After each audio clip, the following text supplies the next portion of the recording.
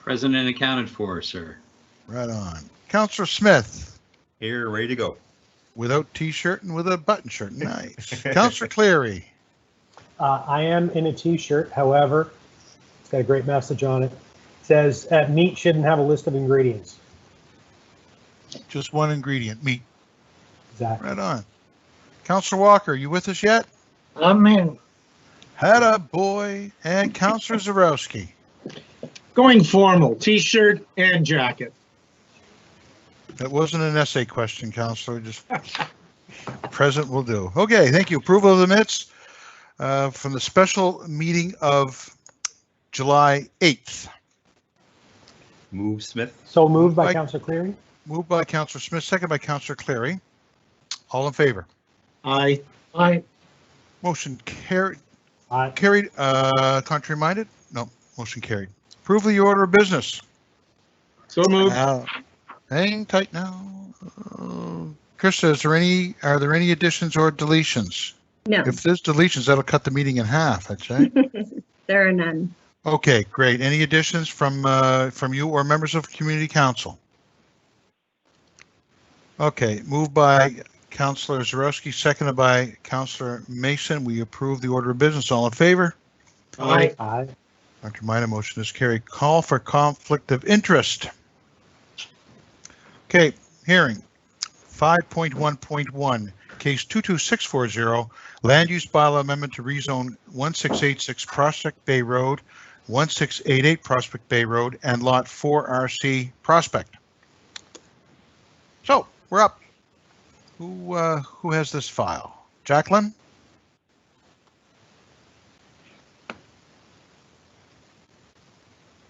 Can you hear me, Mr. Chair? Yes. All right, so I will await the presentation to be brought up. Okay. Beautiful. Thank you, Mr. Chair and members of Halifax and West Community Council. My name is Jacqueline Blil. I'm the HRM planner presenting this application this evening. Slide 2, please. Slide 2, please.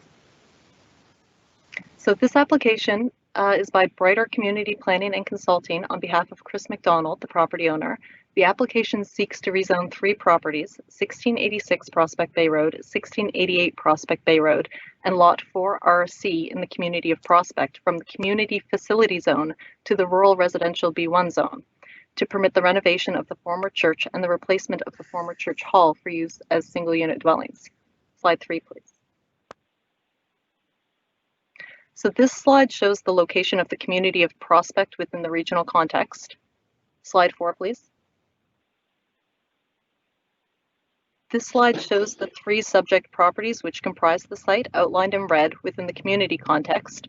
The site is 1.74 hectares in area, and that's 4.4 acres, and has approximately 69 meters or 227 feet of frontage on the Prospect Bay Road. Slide 5, please. So this slide further illustrates the 3 subject properties. Labeled in blue, you can see the location of the former church building and the former church hall building, as well as the location of Lot 4RC to the rear of the site. And it's worth noting that Lot 4RC was not initially part of this application, but staff felt it appropriate to include to keep the zoning consistent with the surrounding properties. Slide 6, please. So this slide indicates some surrounding community features, including the Government Wharf, the Prospect Bay Road Park opposite, Cove Road Park to the west, and Lot 3RC abutting the site to the east. Lot 3RC remains in the ownership of the Roman Catholic Church and contains a cemetery which is referred to as the Old Burying Ground. This property is also zoned Community Facility, P2, but is not part of this rezoning application. And I'll speak more to Lot 3RC later on in the presentation. Slide 7, please. So this slide shows an aerial photo of the site with the site boundary illustrated in red. And I would suggest that this photo was likely taken at low tide. And what's illustrative about this photo is you can actually discern some of the high points from the low points of the site, including where water is pooling in the center of the site. You'll also note that the site contains a driveway to an abutting property, and this access is deeded. And part of this driveway also provides deeded access to Lot 3RC. Slide 8, please. So next I'm going to show a few photos of the community and the site that were taken earlier this month. This photo was taken from the Prospect Bay Road looking east toward the site from approximately 850 meters away. And you can see the church structure in the center and the Atlantic Ocean in the background. Slide 9, please. This photo was taken a bit closer to the subject site from the Cove Road Park, about 200 meters away. Slide 10, please. Approaching the site, you can see the church building and the church hall building on the left side of the Prospect Bay Road. Slide 11, please. Here you can see those buildings from a closer vantage point. You can also see the driveway to the existing parking area between the two buildings. Slide 12, please. So this is the only photo actually borrowed from the Google Street View. I'm not sure the exact date it was taken, but it can confirm that it does provide an accurate representation of the buildings. And just from this photo, you can see a little bit better the rock outcroppings at the front of the site, and you can also get a better view of the existing parking area. Slide 13, please. So this photo was taken from an angle just past the site. Slide 14, please. So this photo shows the rear of the site, and you can refer to the aerial photo at the right of the slide to see the approximate location from where the photo was taken. It was taken from the rear of the existing parking area between the buildings, and this captures Lot 4RC. And you'll note the drop in elevation of the site from the developed portion at the front to the rear. Slide 15, please. So similarly, this slide shows the rear of 1688 Prospect Bay Road from the driveway on the site that accesses the adjacent property. This photo also shows the abutting burial ground at Lot 3RC, and you can see in this photo the cross monument that's located there. Slide 16, please. So this photo shows the site from the old burying ground looking back towards the former church and church hall. Slide 17, please. So switching gears to go over the planning policy information, the site is designated rural commuter under the Regional Municipal Planning Strategy. It's designated rural residential B under the Municipal Planning Strategy for Planning District 4, which is also referred to as the Prospect Plan. Policy RRB2 is the policy in that plan that enables the consideration of the RRB1 zone, which is the rural residential B1 zone. And policy IM11 is the implementation policy that must be considered for planning applications such as this rezoning. Slide 18, please. So the site is currently zoned P2, community facility, and the proposed zone for the site is the RRB1, or the rural residential B1 zone. And I'll note here again that the old burying ground is not part of this application and will retain the P2 zone. Slide 19, please. So to speak briefly to the existing zoning, the P2 zone permits a variety of institutional uses and open space uses, but does not permit residential uses. So single unit dwellings are not permitted. Slide 20, please. The proposed RRB1 zone will permit single unit dwellings as well as home businesses, limited fishery support and agricultural uses, bed and breakfast outlets, open space uses, and businesses and dwellings which were in existence when the community plan and bylaw came into effect. Slide 21, please. So slide 21 shows the site plan provided by the applicant, and the area in the blue box is magnified in the next slide. Slide 22, please. So to give an overview of the proposal, the developer intends to retain the church building and obtain permits to convert the structure for use as single unit dwelling, as well as add a deck to the rear of the right side of the building. The church hall building is intended to be removed and replaced with a single unit dwelling. The applicant has described this as a carriage house with a garage on the first floor and living quarters above. Both dwellings will have separate on-site sanitary systems, which must meet the requirements of the Nova Scotia Department of Environment. And at the direction of the Nova Scotia Department of Transportation and Infrastructure Renewal, who own and maintain the Prospect Bay Road, the driveways are required to be realigned as illustrated on the plan. And the boathouse that is proposed at the rear of the site adjacent to Lot 3RC, the old burying ground, this did raise some concerns, which I'll discuss very shortly. Slide 23, please. So just a note on rezoning applications. These types of applications are a type of land use bylaw, and what's being proposed is an amendment to the zoning map, which is Schedule A of the land use bylaw. And if approved, the any RRB1 land use could be established on the site subject to meeting the requirements of the land use bylaw. Slide 24, please. So delving into plan policy, as previously mentioned, policy RRB2 enables the consideration of the RRB1 zone on lands designated rural residential B, and the intent of the rural residential B designation is to support a low density residential environment. Slide 25, please. So contained within the staff report dated March 24th of 2020, staff have performed a review of the application against the implementation policy IM11 and found the proposal to be reasonably consistent with the policy. Slide 26, please. So this slide contains some highlights from that policy review. A number of the policy criteria within IM11 can be categorized under the umbrella of compatibility with surrounding uses and community.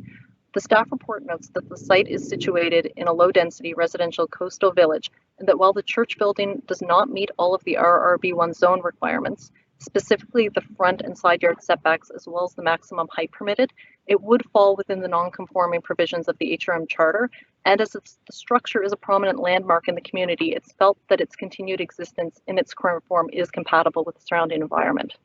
In terms of use, no issues have been raised with the proposed 2 additional residential units in the community, but that said, the proposed accessory building in the rear of 1688, the boathouse that was identified as number 5 on slide 23, does raise some concerns with respect to the archaeological protection given its proximity to the old burying ground.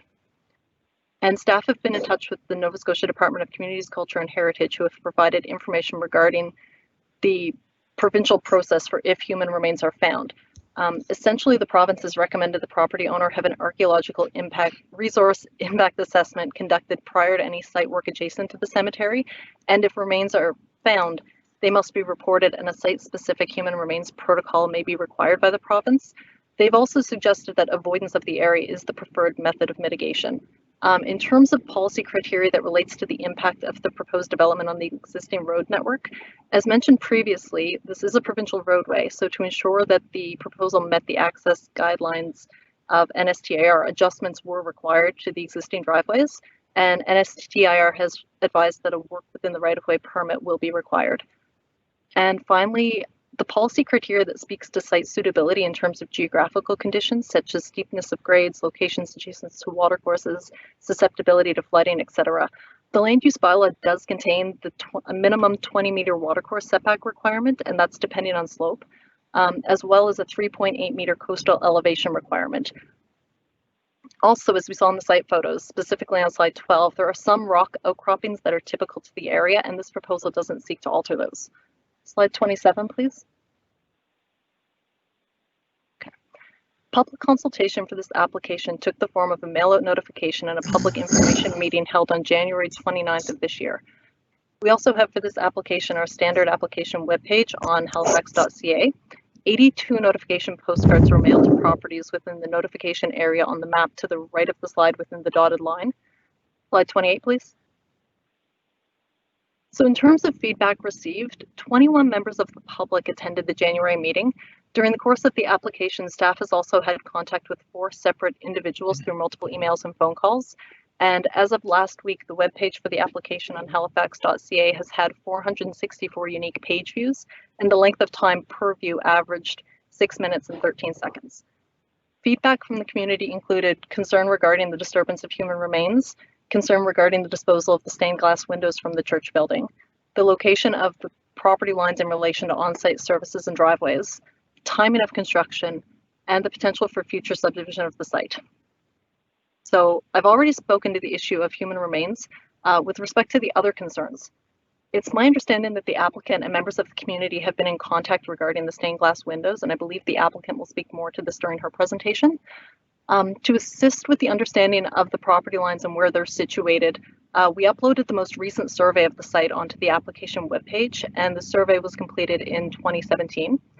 Regarding the timing of construction, at the January meeting, the applicant indicated that the property owner wanted to move forward with the construction as soon as possible following council's decision, and with respect to any potential future subdivision of the site. So I want to stress that no subdivision is currently being proposed for the site, and that has never been part of any discussions with the applicant. However, as discussed, once a rezoning application is approved, a property owner, has the right to develop their property in accordance with the land use bylaw and the regional subdivision bylaw.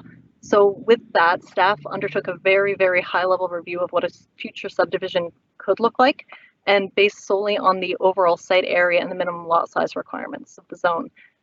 There may be the hypothetical potential for up to 6 additional lots, but this would have to include the development of a new public street given the current frontage of the site. However, in terms of feasibility, given the watercourse buffers and the coastal elevation requirements of the land use bylaw, we think this outcome would be quite the exercise in site design. And that said, provided any future development meets the requirements of the zone, such as the setbacks, height, and the frontage, which is applied also to the surrounding properties, staff don't feel it would be out of character with the community. Slide 29, please. So as first reading was given for this application on June 17th, it's staff's recommendation that Halifax and West Community Council adopt the amendment to Schedule A, the zoning map of the Land Use Bylaw for Planning District 4, as set out in Attachment A of the staff report dated March 24th, 2020. Slide 30, please. This concludes staff's presentation. Thank you. Thank you, Jacqueline. Councillor Zarowski has a question.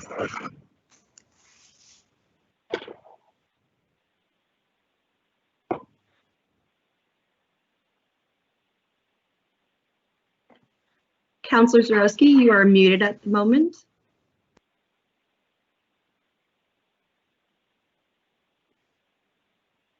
Okay, is that okay?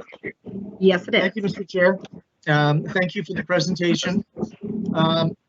My questions, I have 2 of them. Is it likely that we're going to find human remains on the burial grounds is the first one. And the second one is, I'm interested in the slope from the high point at the road to the ocean front because of rising ocean levels. And since we're looking at approving this for residential areas, it'd be nice to know that we wouldn't have to deal with flooding issues anytime in the foreseeable future, especially given the fact that it is a coastal, it abuts the ocean immediately. So if you could give me that, I'd appreciate it. Thank you. Thank you. Through you, Mr. Chair, to the councillor. With respect to the location of human remains, yes, I believe there are human remains in the cemetery that is adjacent. And at the public information meeting, it was noted that there may be human remains outside of the boundary. That's kind of the stone wall. And when I spoke to the department of the provincial department regarding their protocols for human remains, they said it really wasn't uncommon for human remains to be found outside of old cemeteries. And I believe at the public information meeting, one of the citizens believed that to do with the specific religion of the person being buried and whether or not they could be buried in the Catholic churchyard versus outside of it. So the province did recommend that avoidance of any areas that are felt that they could contain human remains was really the best possible solution, and all of that information has been relayed to the applicant. Your second question regarding coastal elevation. When we did our review of the proposal and we circulated to development services, right now the current requirement in the land use bylaw is 3.8 meters of coastal elevation. So that came back from development services meeting based on the plans that were submitted, but that's also something that has to be confirmed at the permitting stage. So with respect to the existing church building, that's an existing building and it does carry some existing rights. With respect to the replacement of the church hall with a carriage house, that would have to ensure that it meets the 3.8 meters. So is the church 3.8 meters higher than the ocean, or what is the slope and elevation? Through you, Mr. Chair, I don't have those numbers before me, but when staff did do the initial review of this application, that I believe met the requirements. Yeah, the issue I have with requirements is they become very outdated very quickly, and ocean level rises are accelerating very, very quickly. And in relation to the ocean, how close is the cemetery and the possibility of human remains to the ocean level? So through you, Mr. Chair, if we want to go back, let me see if I can find an appropriate slide number to go back to. Maybe if we could even go back to slide 7. it's possible to bring back up the presentation and take a look at slide number 7, you'll see that the cemetery is a coastal property. It has shoreline. There's a beach there. So the cemetery is abutting the Atlantic Ocean. And from this slide, you can kind of actually discern the stone wall around the cemetery. Okay. So the likelihood of if the ocean, well, not if, when the ocean levels rise, do we have anything baked into our plans to remove that? And would that be an additional burden that we would carry, or would it be the owner that would carry that? What would be the circumstances behind it? So through you, Mr. Chair, the cemetery is still in the ownership of the Roman Catholic Church. And I believe it would be the province of Nova Scotia and the Department of Communities, Culture and Heritage that would be, this is kind of under their jurisdiction. I don't believe there's anything in the land use bylaw with respect to cemeteries abutting the ocean. Have we had any other developments that are similar to this with cemeteries close to the ocean with rising ocean levels that we've had to deal with council that you know of? Through you, Mr. Chair, to the councillor, I'm not aware of any. I've been with the municipality for about 13 years, and I don't recall any applications that would have been in a situation like this. I did recall taking a walk about 20 years ago near Musquodoboit along the ocean level and tripping into grave sites that were right on the beach that were 200 years old. And so we do have occurrences of that, and rising ocean levels are an issue. So I guess the two outstanding questions for me is the degree of slope, the elevation that the development will be above ocean levels currently, and the human remains issues, since they are most certainly going to be in the flooding path of the rising ocean waters. Thank you very much. Thank you. Would anyone else like to, or any other questions from members of Community Council? Okay, we'll open the public hearing, and the applicant is here and would have 10 minutes to speak. Mr. Chair, it's Krista. Yes, Krista. The speakers have 5 minutes. Oh, sorry, the applicant does have 10 minutes. My apologies. That's all right. Is the applicant available? There we go.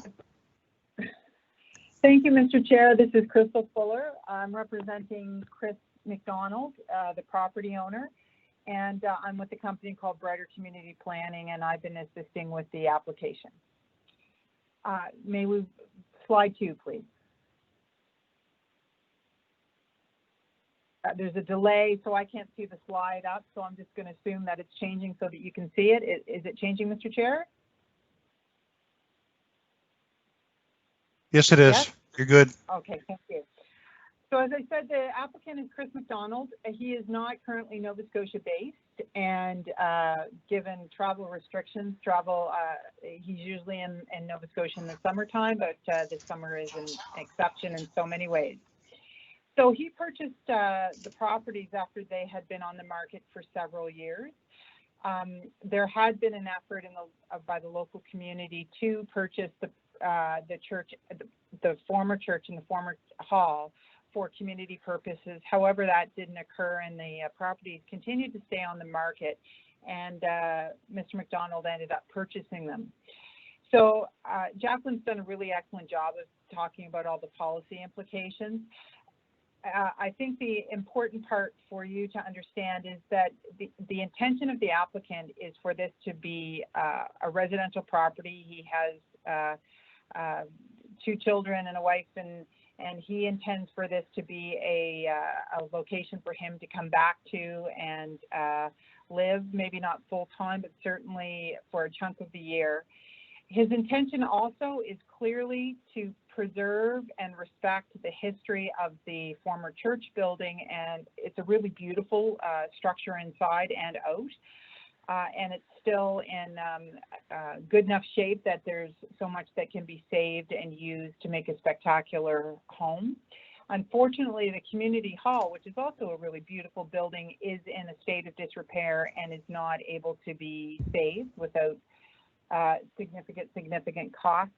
And that building is intended to be demolished. And then, as Jacqueline said, what we're calling a carriage house with a garage on the bottom and an apartment on the top will be, and the apartment is for family use. Slide 3, please. These are just some more pictures of the church and the church hall. Slide 4, please.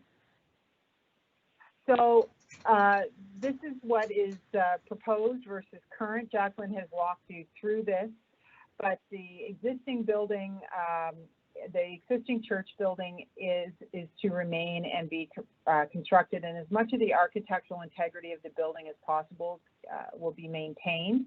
As with any old building, it's always difficult to know what you have until you get there.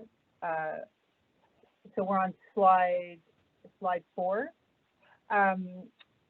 So the intention is really to keep that building and maintain the fenestrations, so that's the windows, to maintain the steeple, and a lot of the interior work as well. It's really beautiful inside with lots of wood, and so the applicant is working with an architect to ensure that the insides of it is preserved as much as possible.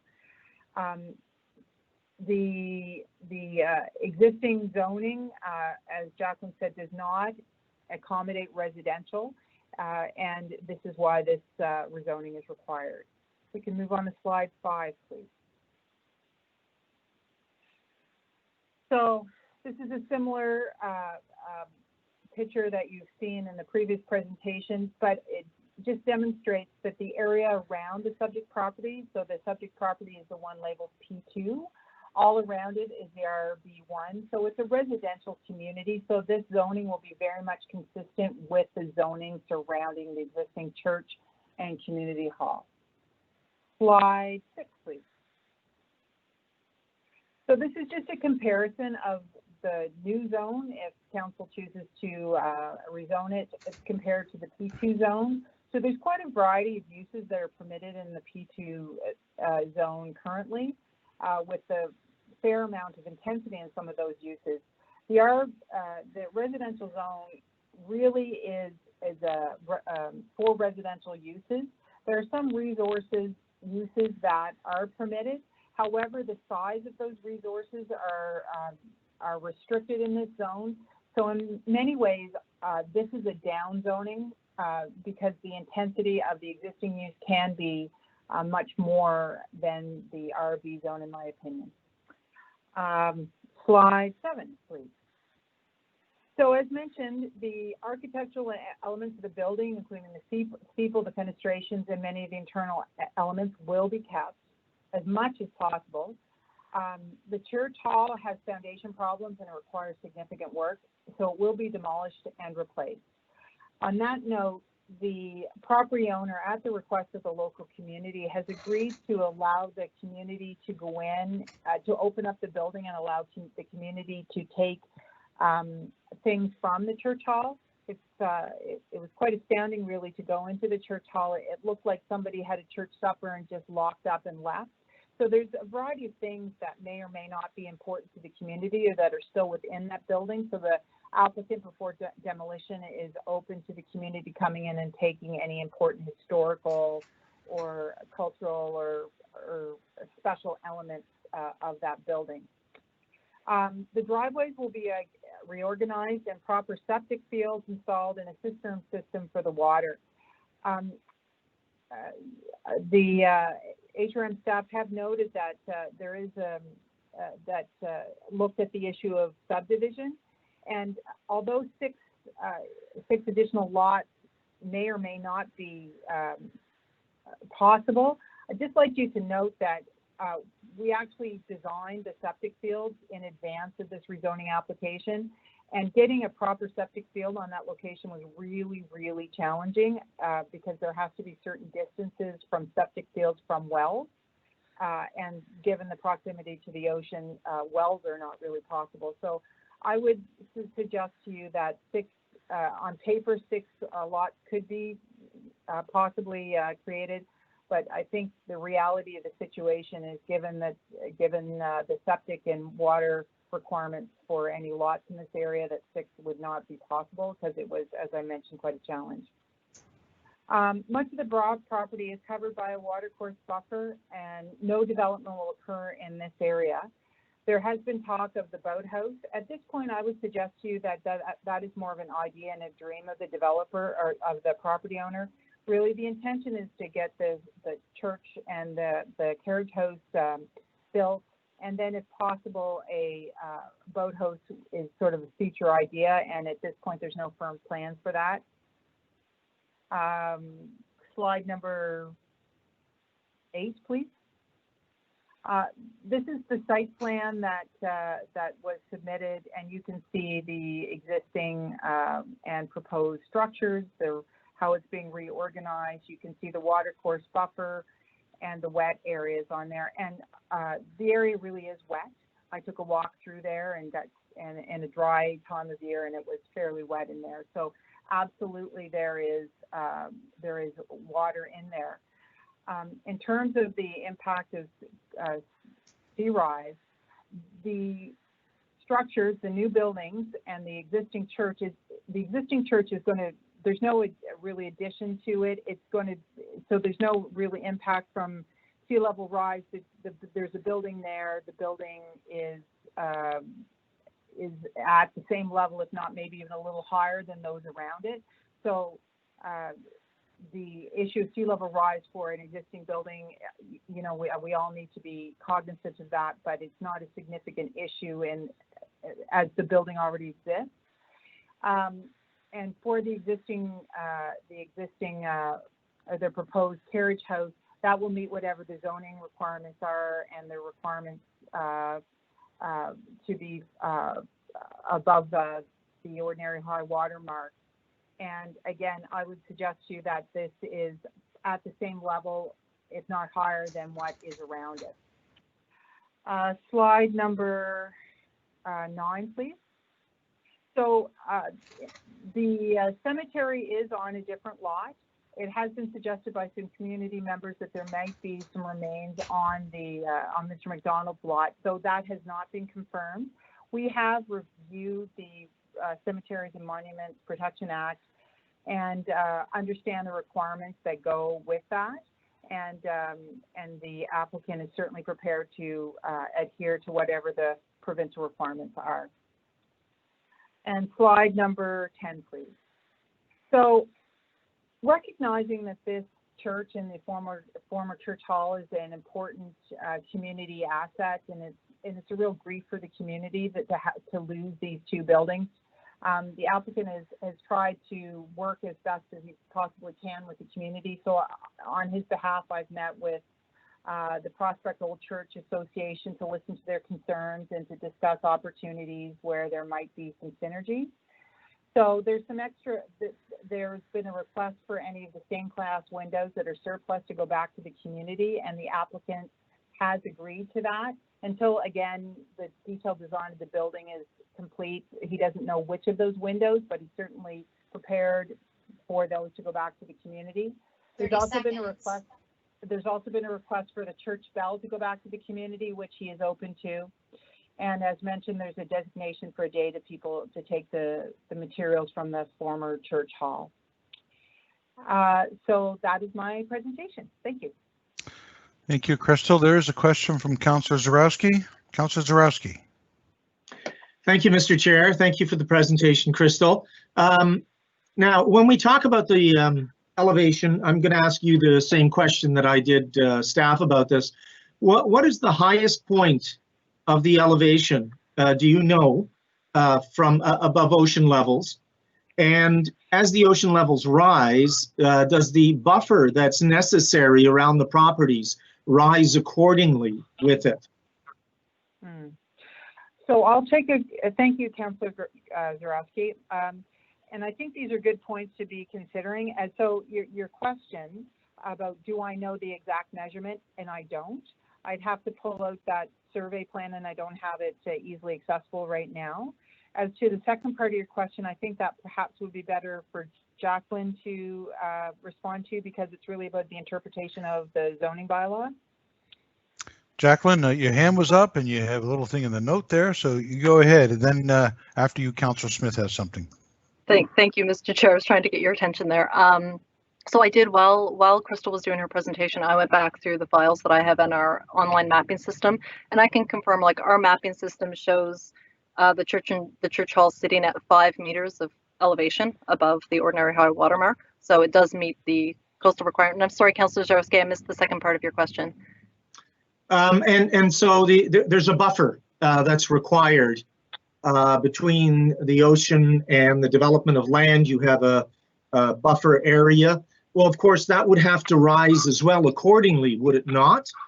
As the ocean levels are rising. Am I muted? No. It would, Councillor. The 20-meter buffer would be measured as, you know, sea level rise happens. Any development gets measured against what the current standard of the day is. So if the watercourse buffer is 20 meters, that's based on slope. But as water levels could change over time, that would kind of go with it. And then additionally, I would also offer to council that when the Halifax Green Network Plan is implemented, that buffer is going to increase to 30 meters. That was one of the recommendations of the Halifax Green Network Plan. So, yeah, I'm just looking at the latest NOAA forecast outlooks, and we're already at storm number 9. And Michael Mann, who's the preeminent meteorologist at Penn State and a climate change expert, had 4 words: "I told you so," for this season. And my concern is, I love infill. I love the idea of developing it. It is so close to the ocean. My concern is that we need to plan not under existing guidelines where we meet what's around us, but we have to plan for what's happening, because those folks that built 30 and 40 and 50 years ago didn't have the advantage that we have right now. And 5 meters to me is frighteningly low. However, I should discuss that after the public hearing is closed. Those are my major concerns in that. So it's deeply disconcerting given the climate, pardon the pun, the climate crisis that we have. So thank you for the information. Thank you, Councillor. And perhaps, Jacqueline, you could note that we're using the standards of today, but as Councillor Zarowski said, you know, as conditions change, we had to, I guess we had to be fluid as well. Anyone get that one? Councillor Smith. Good try, good try. Two questions, and this might be my naiveness, but what is a carriage house?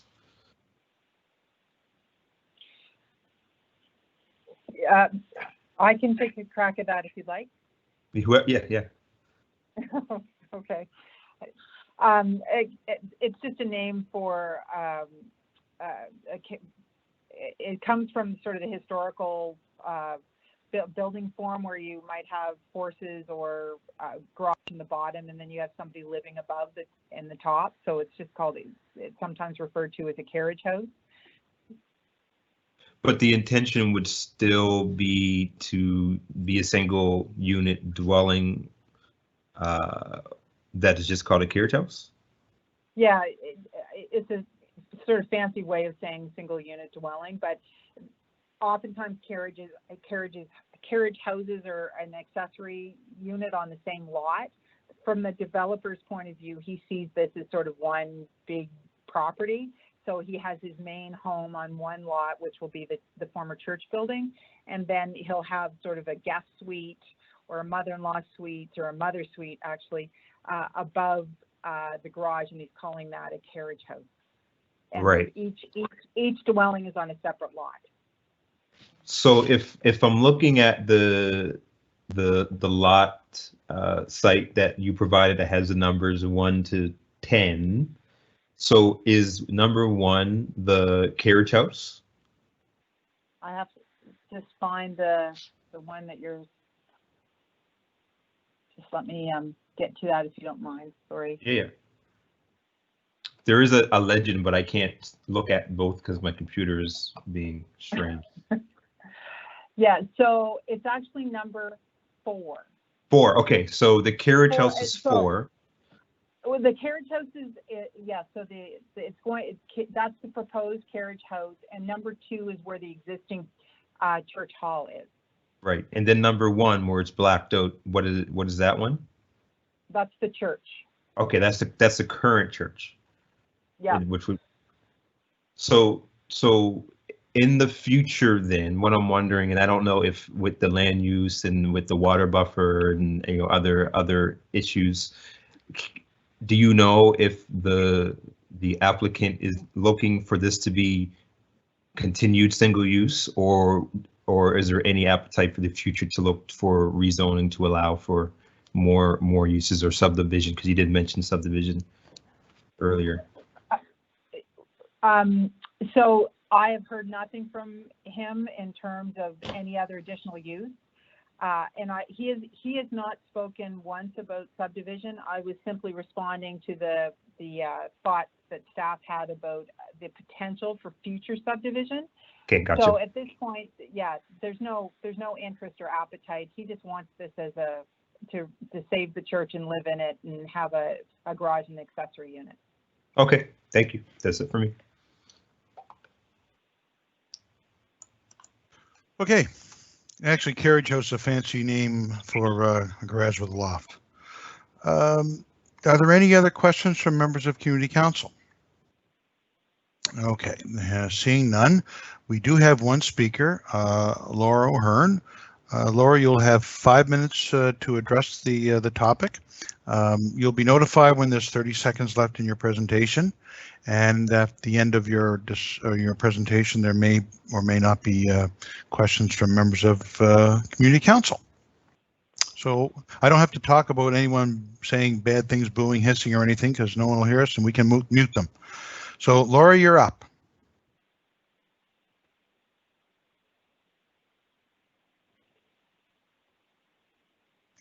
Hello? There we go. Hi. Oh, hi. Laura, thank you so much for allowing me to speak to this. I'm Laura O'Hearn of Prospect, and I'm the president of the Prospect Old Church Association, or POCA, as was mentioned before. We made a written submission, and I'm going to read from that, but it is quite long, so I encourage you to read the full submission. So the former Our Lady of Mount Carmel Church property in Prospect Village, which is under current consideration for rezoning, was listed for sale by the Archdiocese in 2014. That year, current and former residents of Prospect Village formed POCA, seeking to collaborate with the Archdiocese and acquire the property for the community. Although the people of Prospect Village had built and paid for the church and church hall, as well as operated and maintained the property on a volunteer basis, our appeals to the Archdiocese to consider these facts and negotiate a fair price in good faith were rebuffed. Instead, it was suggested that just like any other prospective buyer, we make an offer on the property based on a listed price, a price well beyond the means of the community. Rather than abandon our mission, we pivoted and developed an alternate tactic to actively work with prospective buyers to ensure that any future development of the property respected the cultural heritage of the buildings and the surrounding coastal landscape and allowed for the continued community space. Over the past several years, we have met with several prospective buyers who were interested in establishing cooperative agreements with the community. In some cases, the buyers had planned to restore the heritage exterior of the church and convert the interior for residential use, as is being proposed. Conversations between POCA and those prospective buyers regularly explored opportunities for the development of a community-based leasing and renovation agreement for the operation of the church hall. Unfortunately, none of these plans were realized. While we are saddened by the loss of our church, we are encouraged that the new owner appears to have carefully considered the architectural heritage values of the building. POCA views the proposal on balance as a positive move forward for the future of this beloved building. Yet, as important as the physical buildings are, our aspirations were also about maintaining a critical space for the social cohesion and self-determination of our village. We are most disappointed by the loss of the community hall. The proposed future use for the former hall building site will be a significant loss for the entire community and beyond. The demolition of the building will remove any opportunity in the opportunity to restore its use as a community gathering space or third place in Prospect Village. The church hall was a key asset in the day-to-day lives of residents that provided space for community suppers, fundraising events, children's parties, weddings, theatrical plays, dances, meetings, a community library, and so much more. It was the very fabric that held our community together for generations. Now the community can only gather in private homes or outside the village, and this has already proven a barrier in holding inclusive and accessible meetings of the Prospect Peninsula Residents Association, the PPRA. The PPRA hosts community events throughout the year and owns and maintains the Community Wharf, which is a former government wharf. Its major fundraising event was held at the church hall and was an annual lobster supper that raised approximately $10,000 each year. This was the only source of funding for the ongoing liability insurance, maintenance, and operation of the Prospect Village Public Wharf that is owned and maintained by the PPRA. Without this funding, the very future of the shared use wharf will be at risk. Suitable property for a replacement hall in the village is extremely limited. Therefore, it is especially disappointing that the rezoning proposal does not consider the impact of the loss of the church hall to the community. As noted in the staff report, we are also concerned by the proposed location of the boathouse, and we do hope that the site would be examined by suitable professionals before any construction is undertaken. In reading the staff report, one thing did stand out, and it's already been discussed somewhat, and that's the mention that the land could be potentially subdivided into 6 building lots. And while, as discussed, that seems highly unlikely, there is also noted that it's not anticipated that any future potential additional lots would alter the character of the community, and POCA disagrees with that statement. The potential for additional lots in that specific area would fundamentally change the physical character of the community, create a density that is counter to the wishes of local and adjacent residents, and depending on the architectural style of the buildings, conflict with the general nature of the surrounding area. Given that the current owner does not anticipate subdividing the property further, we would ask that you consider what the character of the community is and how further subdivision would inherently affect that character. Finally, we'd like to point out that survey plans obtained in 2014 clearly show that the church and hall were originally on one pit. The community was shocked, and we are extremely disheartened that it appears that a subsequent surveyor was able to utilize a loophole under provincial legislation to subdivide the property without notice to HRM or the community. That concludes my statements. Okay, thank you, Laura. Are there any questions from members of Community Council? Okay. Thank you for your presentation, Laura. And I encourage members of Community Council, if they ever have a chance to visit Prospect Village, it's a nice little drive, and the sites are breathtaking. And the lobster suppers are really good too. My wife still talks about them. Okay. No questions. Thank you, Laura. Crystal, do you have anything to follow up with, given that there are no other speakers?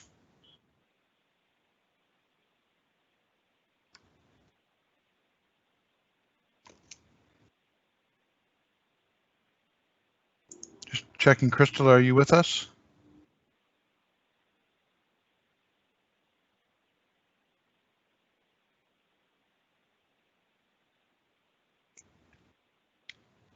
I think she's on mute.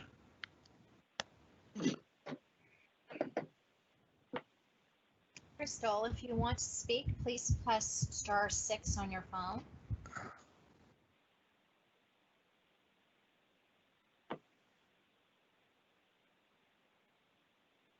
Just stand by here for a second.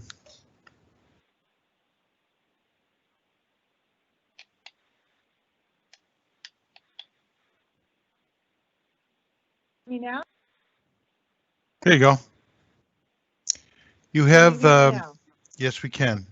You have Okay. 5 minutes if you wish to conclude, if you want to, or and perhaps speak to some of Ms. O'Hearn's points. If not, then we'll proceed. Thank you. I did meet with POCA, and we had a really good conversation, and I have to say the group was so open to discussion, and there was a palpable sense of grief, I would say, and sadness that, that their hopes and dreams and aspirations for the church and the former hall were not able to be achieved. And so, as I mentioned, the developers is really open to having discussions about how some of the remnants and the important historical elements can be transferred back to the community and who best gets that. So those conversations will be ongoing and are really best had between Mr. McDonald and the local community once he's in the community. There's actually been a request by a local community member that for the organ inside the church, and Mr. McDonald is again open to that once he sort of gets back on the ground and is able to turn his mind fully to the project. The community association did request if the former church or hall site was for sale, and Mr. McDonald, I did pass it on to Mr. McDonald, and really he bought the two properties together and he sees the usage of them to be related and wants to have that ability and flexibility.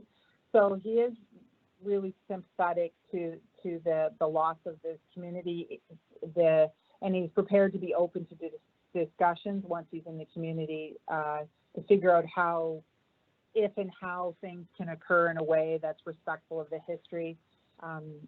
He does require a certain amount of flexibility for his site, and I think that's probably a reasonable thing for somebody who's bought this property. So I just wanted to pass on his commitment to being a part of this community as best he can.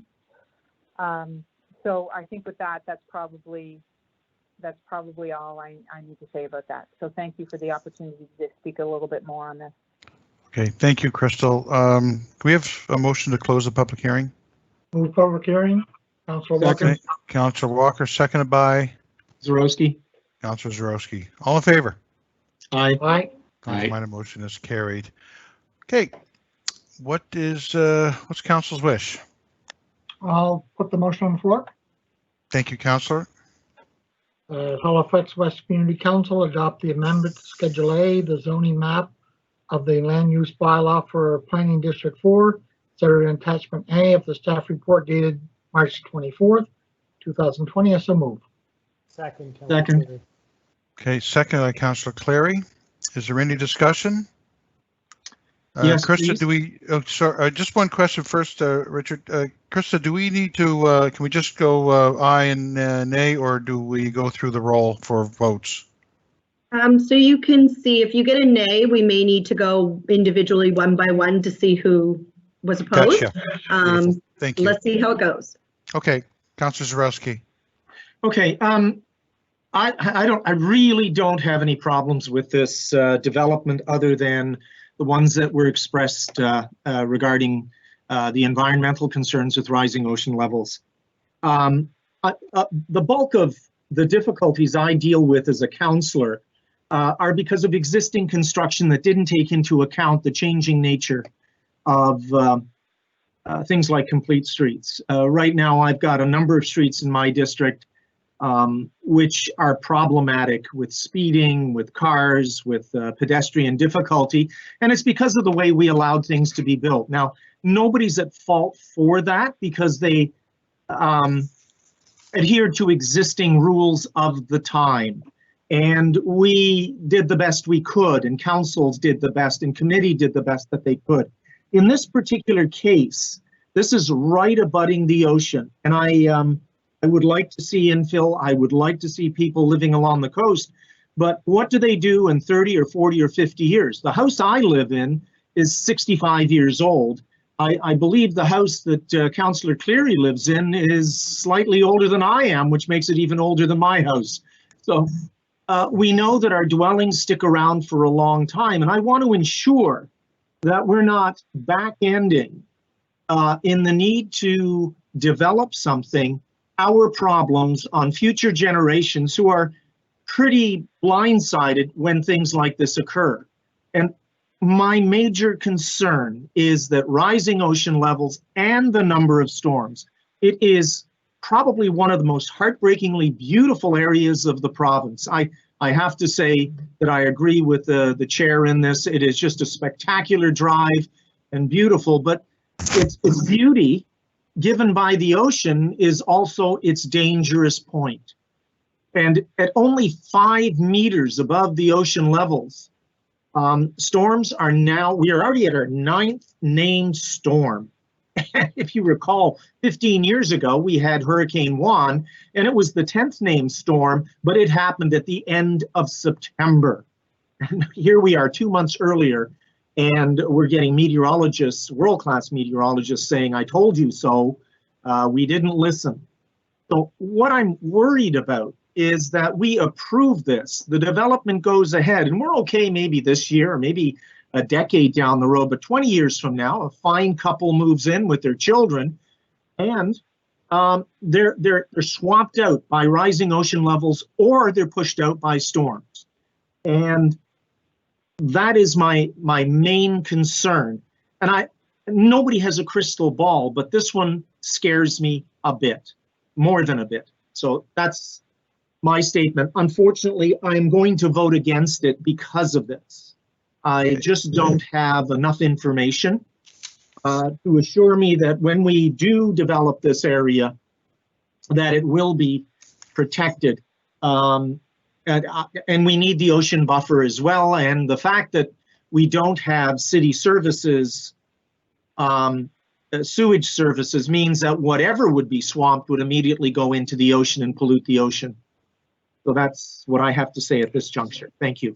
Thank you, Councillor. Anyone else wish to speak on the motion? Question. Okay, question being called for. I'll go through our list. Either for or against. Councillor Mason?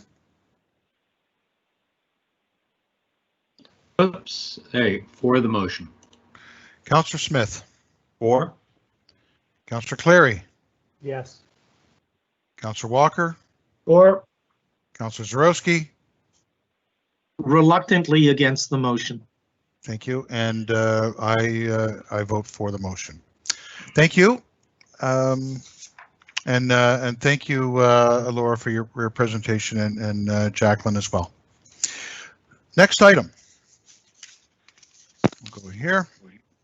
The variance hearing 5.2.1, cases 22953, 22954, 22955, 22956, 22957, and 22958, appeal of variance refusal, Civics 33 to 59, Grenoble Court, Halifax.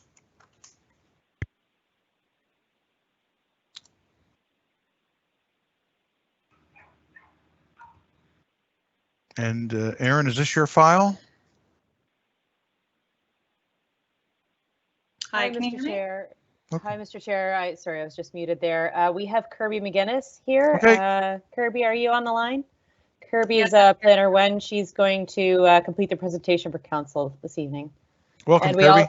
I should also say we have Janice McEwen. She's the development officer on the file as well with us. Thank you. Can you hear me okay? Yes.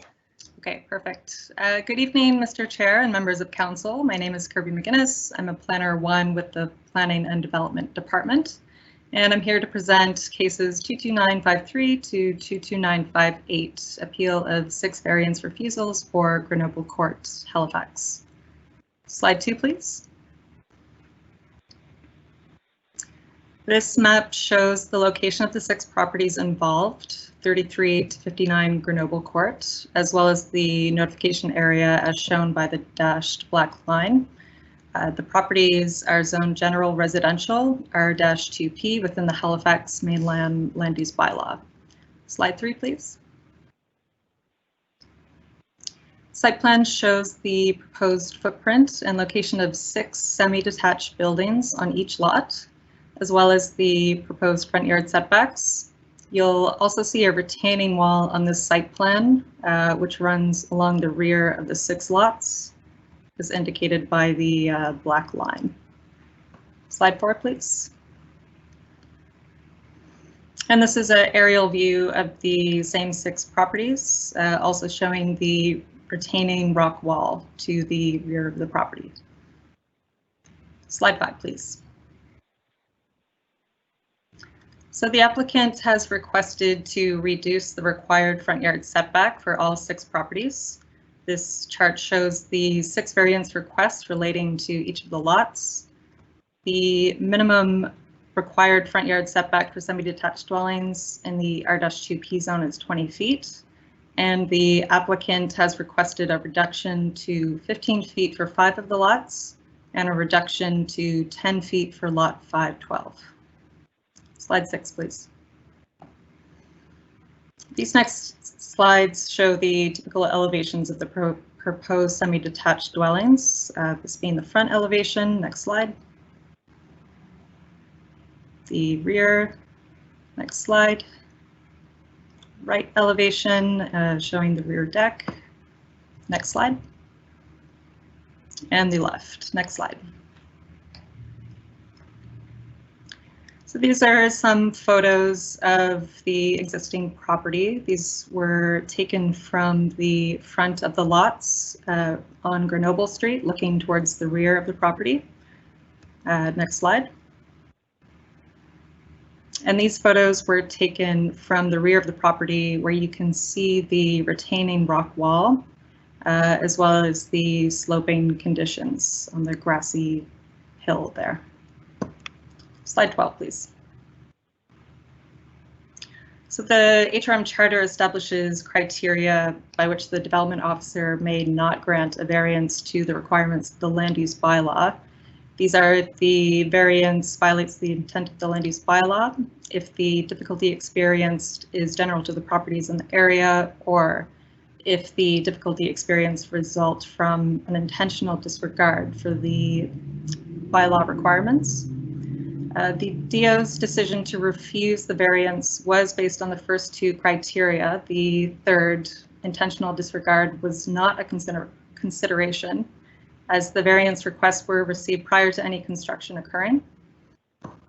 The development officer felt the request violated the intent of the land use bylaw, as a reduction of the front yard would make it difficult to achieve the required area for parking, as well as the limitations on the area of the front yard that's able to be dedicated to vehicular access, maneuvering, and parking.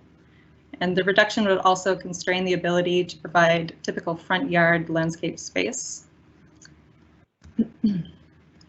These 6 lots were created in 2018 through approval of a plan of subdivision, having been determined to meet both the minimum area and frontage requirements of the zone. So given this, the lots are capable of being developed in a manner which meets the minimum setback requirements. As well as this, the proposed building locations exceed the minimum rear yard requirement of 8 feet on each lot, and adequate space exists to the rear of the proposed houses to allow compliance with the minimum 20-foot front yard setback. There are sloping conditions in the rear of the lots. However, staff believe a solution should be achieved through building design as opposed to a relaxation of the bylaw. The decision to refuse the variances was also based on the second criteria noted there on the slide. All 6 of the lots have similar sloping conditions towards the rear of each lot, as well as a retaining wall, which runs along the rear of the properties. As such, the difficulty experienced is seen to be general to the area. Next slide, please. Recommendation, it's recommended that Halifax and West Community Council uphold the decision of the development officer to refuse the variance by denying the appeal. The alternative, council may allow the appeal. This would overturn the decision of the development officer and approve the variances. Next slide. And that concludes staff presentation. Thank you. Thank you, Kirby. Are there any questions from members of Community Council? Okay. Would the appellant or a representative of the appellant be available? Yes. Oh, that's good. Okay. You're up. You have 5 minutes. Just introduce yourself, please. Hello, my name is Patrick White, and I will be presenting to Halifax West Community Council Atlantic Development's appeal of the development officer's decision to deny variance request file numbers 22953 to 22958. Slide 2. Long Lake Village is a 40-acre master plan community connected to Cowie Hill Road and Northwest Durham Drive. We purchased the land in 2007. The first phase of construction started in 2012. The last phase of construction was completed at the end of 2017. There are 3 neighborhood parks, 2 paths to the adjoining neighborhoods, and we have built a 5-kilometer trail and lake access on provincial lands across Northwest Durham Drive. We've been through 3 development agreements. We had a dispute with Halifax Water as to who was responsible for building the connection to Cowie Hill Road in front of their new building, although we came out of it with great respect, mutual respect and working relationship. And we got caught up in changes to the R2P zone, all while we've maintained our commitment to quality and integrity of the development, which brings us to our request tonight. Next slide. We've requested a reduction in front yard setback for 6 lots on Grenoble Court. We are seeking a reduction from 20 feet to 15 feet for lots 517 to 513, and from 20 feet to 10 feet for lot 512. Despite the hot housing market, none of our home builders have been willing to build on these lots because of a commercial property in behind and a slope which doesn't let them fit the depth of home the market has been demanding. The resolution sought with one home builders was for them to reduce the depth of the home by 5 feet and for us to seek a variance to move the house up 5 feet. Next slide. Section 251B of the Halifax Charter gives the development officer the authority to grant the variance of the size of other requirements relating to yards. Section 253 says a variance may not be granted if the variance violates the intent of the land use bylaw, the difficulty experienced is general to the properties in the area, or the difficulty experienced results from the intentional disregard for the requirements of the development agreement and land use bylaw. The development officer cited A and B in refusing our variance request. Slide 5. It is our opinion the variance does not violate the intent of the land use bylaw. There will be no gain in density. Currently, these lots meet the requirements for a townhouse in the R2P zone, and this variance won't allow any other uses that wouldn't have been permitted otherwise. Moving the homes forward less than the length of your arms will be indiscernible. The sidewalk is on the opposite side of the street, not on this side, so these homes will still have 25 feet of usable driveway, where the homes on the other side of the street have 20-foot driveways measured to the sidewalk. Slide 6. The second reason in the charter the development officer cited for refusing the variance was the difficulty experienced is general to the properties in the area. The charter does not define general or area, which gives the development officer latitude on a case-by-case basis. No 2 lots on the street in Long Lake Village and adjoining neighborhoods are the same. Other lots on the street in Long Lake Village and adjoining neighborhoods don't have a rock wall and steep slope in the rear. Other lots on the street in Long Lake Village and adjoining neighborhoods don't have a legal non-conforming property abutting the back property line. Further, adjoining neighborhoods don't conform to any recent versions of the land use bylaw, subdivision bylaw, and or municipal specifications, which would make these lots unlikely to be similar to other lots in the area in any general way. Slide 7. Here's a picture of the slope in the back where the home sits now. The posts of a 10-foot deep deck would land on the retaining wall. Next slide. Here's a picture of the legal non-conforming property in the rear. You can see commercial vehicles are being parked tight to the back property line. Slide 9. Here's another picture of the legal non-conforming property in the rear. The property has been subject of a number of bylaw orders in the last year. 30 seconds. Next slide. Here's an overview of Long Lake Village and what the development butts up to. Most of the homes back on green spaces, no other low-rise residential uses are within 100 feet. Other commercial uses have a landscape buffer and are more than 100 feet away. Even the 40 to 50 feet we are from this commercial building is overstated, since you saw there are parking commercial vehicles on the back property line. Next slide. Given the information presented, we would kindly ask Halifax West Community Council members to vote in favor of our appeal and to grant the requested variances. Thank you for your time this evening and for considering our request. Thank you. Are there any questions from members of Community Council? And no one has, we'll confirm that, Krista, that no one has signed up to speak with regard to this? That is correct. Beautiful. Okay. And again, nothing else from members of Community Council.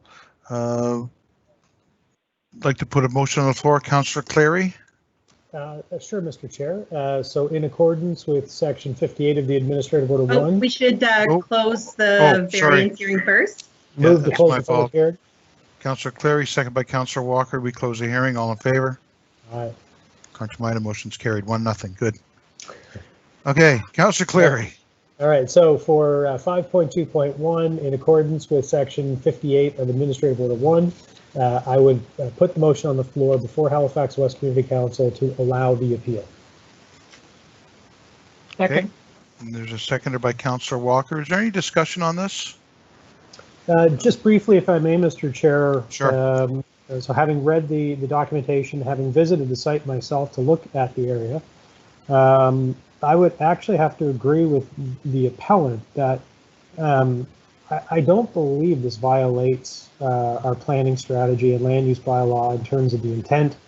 There is no sidewalk on this side of the street, and given the list of almost 400 streets or thereabouts that are looking for sidewalks at the moment, and this is a brand new community with a sidewalk on the other side, it's probably unlikely in our lifetime a sidewalk on this side of the street will go in. And so the driveway should be fine. In fact, I was just looking at the center plan package B changes, and for my property on this side of the road right here, it's only 3 meter setback, so 11 and a half feet. And so it's crazy that some of our, in the urban and suburban areas, that our setbacks are so huge. I mean, it's just ridiculous actually how large some of them are. These properties are quite unique from my perspective. They're the only ones I've seen in the area that have this kind of slope in the back and this kind of constraints on the site.